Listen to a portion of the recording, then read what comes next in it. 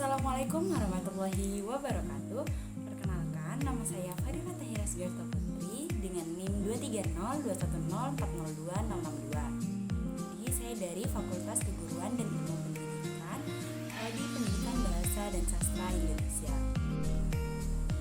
Pada kali ini saya akan membahas tentang kesulitan belajar atau yang biasa dikenal dengan learning disability.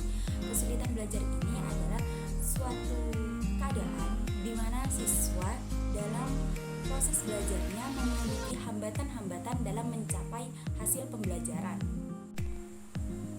Kondisi ini sudah terjadi sejak usia dini, namun biasanya lebih sering terlihat saat sudah masuk ke masa sekolah karena dapat dilihat dari perkembangan siswa yang lebih lambat daripada teman-teman lainnya. Perlu diingat, siswa yang memiliki kesulitan belajar bukanlah siswa yang malas ataupun bodoh, melainkan terdapat gangguan di satu area otaknya yang memiliki keterlambatan dalam memperoleh dan mengolah informasi. Terdapat banyak sekali kesulitan belajar, namun pada kali ini saya akan membahas dua kesulitan belajar, yaitu ada disleksia dan diskalkulia. Disleksia ialah kesulitan belajar yang menyebabkan siswa sulit membaca dan menulis. Nah, biasanya kesulitannya itu merangkai huruf menjadi kata, kata menjadi kalimat, ataupun kalimat menjadi paragraf.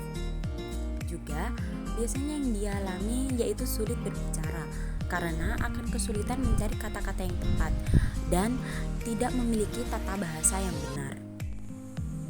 Selanjutnya, cara menanggulangi disleksia. Jadi, yang pertama itu adalah teknik belajar yang tepat.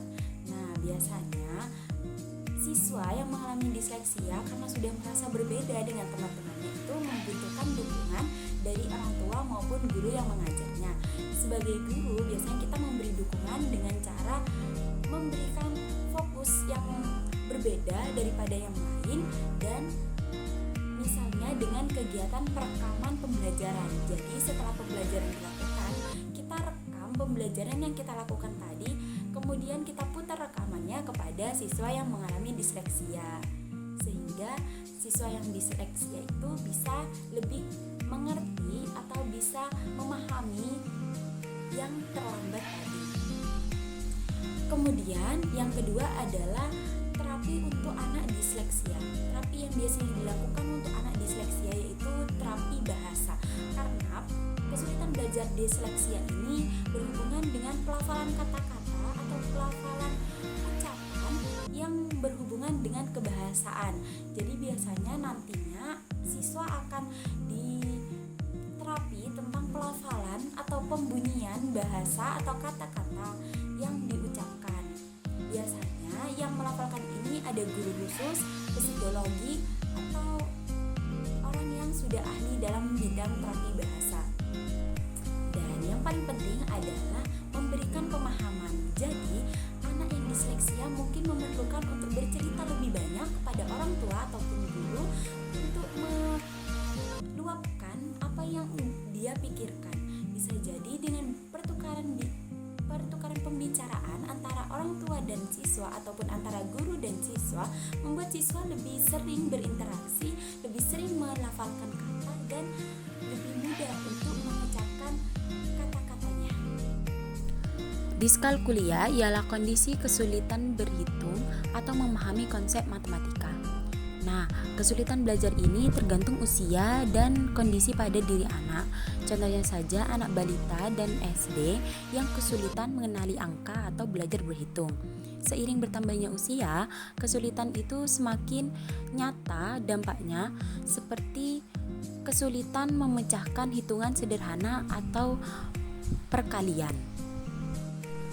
Nah, selanjutnya cara mengatasi kesulitan belajar diskalkulia kepada siswa. Jadi yang pertama adalah mengubah cara pembelajaran matematika dengan pembelajaran yang bermain, seperti tebak-tebakan atau menggunakan permainan yang lebih seru sehingga siswa tertarik untuk ikut bermain dalam pembelajaran matematika atau perhitungan. Kemudian perlu diingat, jangan cegah anak menghitung menggunakan jari kepada anak yang mengalami diskalkulia. Walaupun itu sudah bukan umurnya, tapi biarkan mereka untuk terus belajar menggunakan jari ataupun alat yang memudahkan mereka untuk menghitung. Kemudian yang terakhir yaitu adalah respon atau pujian atau reward yang diberikan antara orang tua dan guru kepada siswa yang mengalami diskalkulia. Karena dengan seperti itu, siswa yang mengalami diskalkulia akan merasa dirinya sudah bisa mencapai hal yang sebelumnya ia tidak bisa. Baik, terima kasih. Itu saja yang dapat saya sampaikan. Kurang lebihnya mohon maaf. Wassalamualaikum warahmatullahi wabarakatuh.